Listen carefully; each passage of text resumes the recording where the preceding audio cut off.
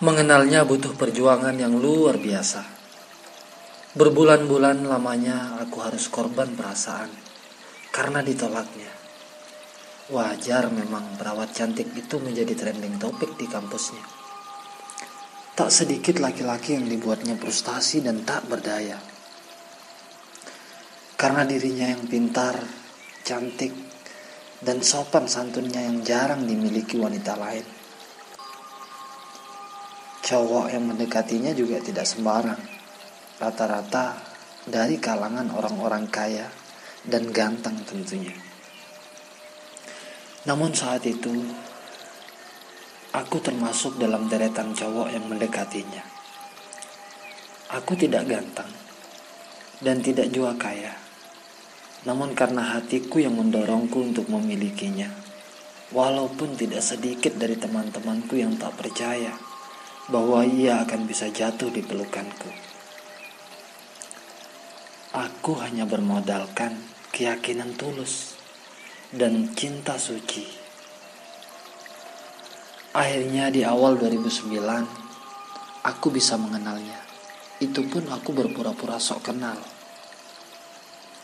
Berjalan 2 bulan lamanya, aku terus mencari tahu tentang dirinya. Dan sering berhayal untuk bisa merasakan sedikit dari kasih sayangnya yang tak kunjung datang-datang. Ia bernama Dama. Hari-hariku lebih banyak terisi dengan wajah anggunnya, si perawat cantik itu. Sementara ia sedikit pun tak pernah mau tahu tentang aku, karena banyaknya cowok yang antre. Namun yang perlu teman-teman tahu, walau begitu berat rintangan demi rintangan yang kulalui, hanya untuk mengenalnya, aku tak pernah secuil pun untuk menyerah. Entah kenapa saat itu, mentalku luar biasa. Ditolak beberapa kali. Belum aku dicaci maki. Bahkan pernah suatu hari aku diludahi. Di depan teman-temannya. Karena aku pernah sedikit menggombal.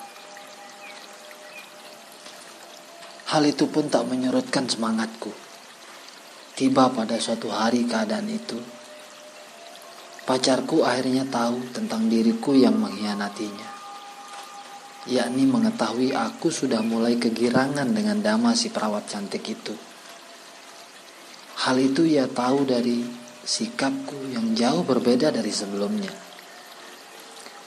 Karena perasaanku yang penuh terisi dengan perawat cantik itu, aku pun tak menghiraukan sang pacar yang dulu sangat peduli dan perhatian kepadaku. Tiap hari ia antarkan aku sarapan pagi ke kontrakan aku. Bahkan uang bulanan yang diberikan ibu dan bapaknya pun tak jarang ia berikan untukku. Saking sayangnya ia kepadaku. Ia bernama Mila. Belum lagi tugas-tugasku selalu ia yang kerjakan. Begitulah sayangnya Mila kepadaku. Tak ada yang dia pertahankan dari hidupnya. Jika semua itu demi aku, jangankan material, tubuhnya pun ia persembahkan buatku. Begitulah sayangnya Mila kepadaku. Padahal Mila tidak jelek dan tidak juga miskin. Namun entah kenapa, hatiku terasa tertutup rapi untuknya. Yang ada hanya Dama si perawat cantik yang mengisi hatiku. Walaupun hubungan aku tidak ada apa-apa. Tapi mungkin rasa penasaranku yang membuatku seperti itu. Singkat cerita, 6 bulan kemudian, akhirnya aku bisa kenal dengan perawat cantik itu melalui teman kampusnya kala itu. Maka segala cara aku lakukan demi dia. Langkah awalku, aku memutuskan pacarku yang selama ini menyayangiku. Belum lagi untuk mengikuti gaya hidupnya yang tinggi. Sampai aku menghalalkan segala cara untuk membuatnya selalu tersenyum. Maka perjuangan cintaku terbalas olehnya tepat di awal tahun 2010. Barulah aku punya status pacaran dengannya. Tawa bahagia dan banggaku bisa memilikinya begitu terasa sempurna. Setelah aku bisa memilikinya, lagi-lagi aku harus susah payah untuk mempertahankan hubunganku. Karena memang awal mengenalnya aku tidak jujur kepadanya tentang diriku yang miskin dan berasal dari keluarga biasa. Karena jika aku jujur tentang keadaanku yang sebenarnya, sudah pasti ia tidak akan mau pacaran denganku. Karena gaya hidupnya dan gengsinya yang sangat tinggi, maka saat itu aku terasa memakan buah si malakama menimpaku. Setiap hari aku harus terus-terus berpura-pura punya uang cukup untuk melayani shoppingnya sana-sini. Dan saat itu aku harus tetap menunjukkan sikapku yang selalu ada di depannya. Walau pada suatu hari aku rela melakukan hal yang sangat dilarang agama demi menuruti kemauannya. Tiap malam aku harus memilih jalan balapan motor agar uang hasil menang aku taruhan itu akan kuberikan kepadanya. Namun aku bilang, ini uang lebihku, kamu pakai saja. Aku berbohong seperti itu kepadanya hanya demi melihatnya bisa tersenyum dan tetap bertahan sebagai pacarku. Belum lagi cara-cara lainku mencari uang untuknya. Bahkan aku terus berbohong kepada orang tuaku untuk terus meminta uang dengan alasan untuk kegiatan kampusku. Namun semua itu hanya untuknya. Belum lagi aku harus pertaruhkan nyawaku hanya untuk membelanya tatkala ada orang yang mengganggunya. Masih kuingat malam itu ada 2 orang laki-laki yang mengganggunya. Lalu ia menelponku dan aku tak basa-basi langsung berantem dengan kedua orang itu di depannya. Beberapa lama aku terasa seperti bodyguard dibuatnya. Namun cintaku yang membutakan semua itu, yang membuat aku bertahan penuh bahagia, terasa dalam hatiku walaupun perih kenyataannya. Sungguh kisahku ini adalah kisah yang tak mungkin pernah aku bisa lupakan seumur hidupku. Karena beratnya perjuangan cintaku mempertahankan perawat cantik itu sampai berlalu 4 tahun lamanya.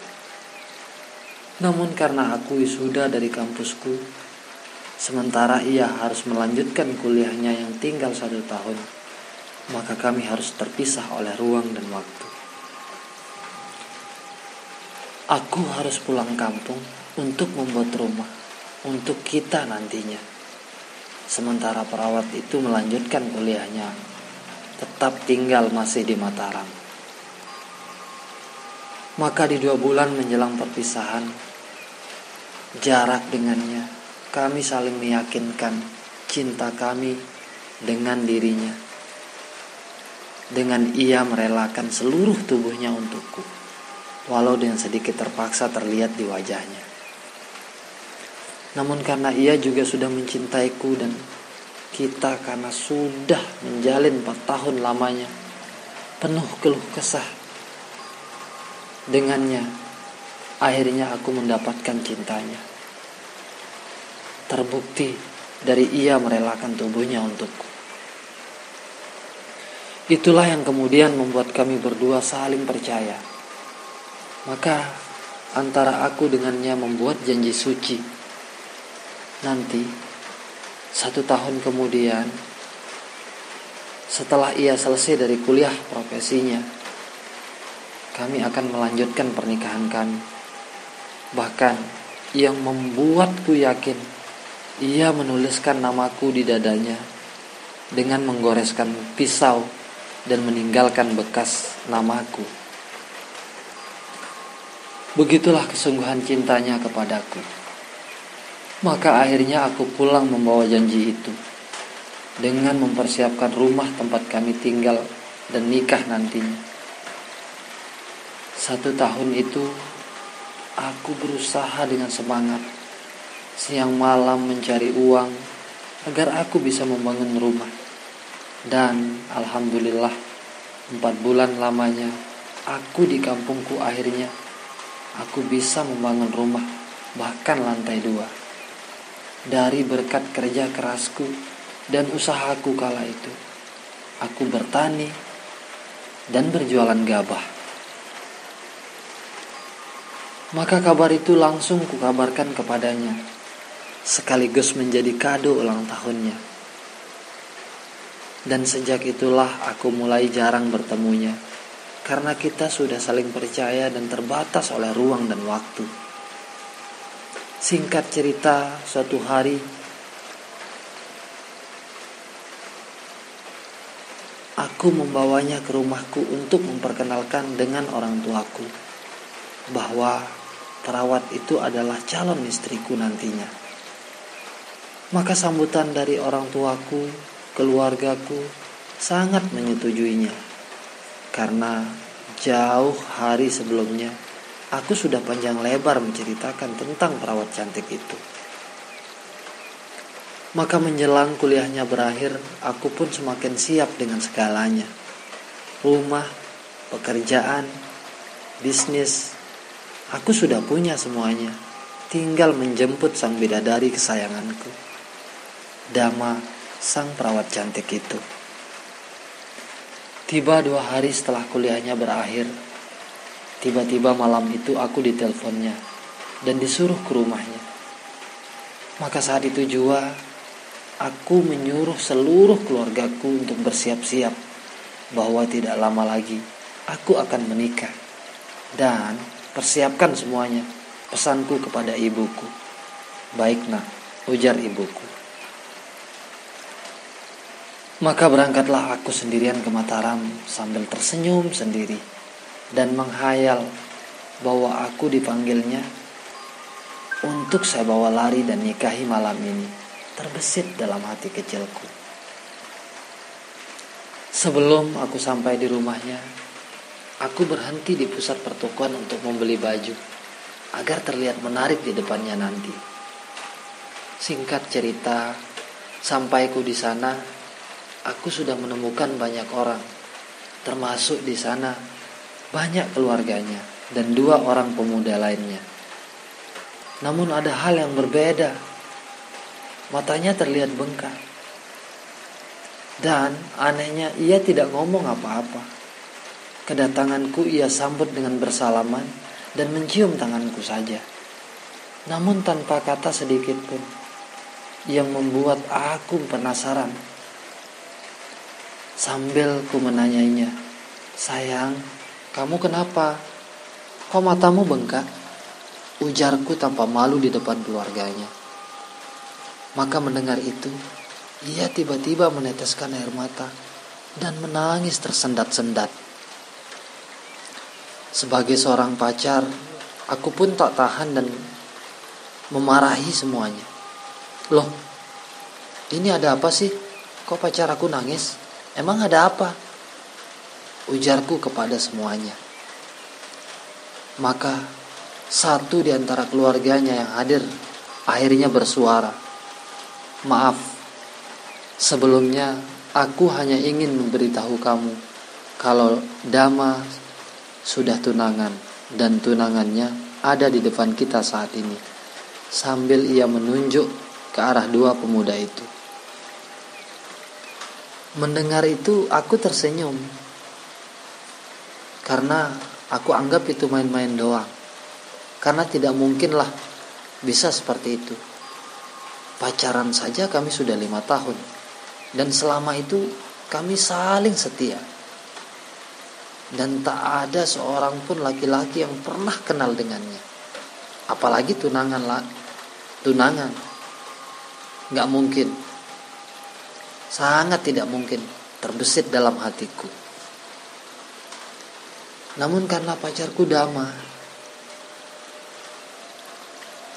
tak berhenti meneteskan air matanya, dan suara tangisnya yang semakin membesar yang membuatku mulai sedikit percaya. Jangan-jangan beneran ya, terbesit dalam hatiku. Maka pacarku nangis terus sambil ku berkata, "Sayang, kok nangis bener?" Lagi ku ulangi kata itu, "Sayang, kok nangis? Bener ya, sayang sudah dijodohkan." Lalu dengan terpaksa ia mengatakan, "Iya sayang," dan langsung berlari masuk ke kamarnya, meninggalkan kami semua. Dan budenya yang sampai saat ini masih saya benci itu tiba-tiba berkata, "Ya, maaf, kami sudah menjodohkan mereka. Dan mulai sekarang kamu jangan harapkan Dama lagi," ujarnya kepadaku. Maka sejak itu tangan ini terasa ringan dan perasaanku hampa. Sampai akhirnya aku berkata kasar kepada mereka sambil bertanya, "Mana cowok tunangan itu?" Lalu budenya menunjuk ke arah laki-laki di depanku. Melihatnya, aku langsung meludahinya, "Dah!" sambil berkata, "Jangan harap kamu akan bisa memilikinya." Dan aku pun pamit pulang sambil berkata, "Sayang, saya pulang." Entah ia mendengarku atau tidak, karena ia masih di dalam kamarnya. Cerita ini lebih serunya di part 2. Jadi teman-teman, mohon tonton di part 2-nya ya. Terima kasih telah tonton video ini. Kisah-kisah yang ada di video ini murni kisah nyata kehidupan. Karena itulah pesan kami, ambil positifnya, buang jauh-jauh negatifnya.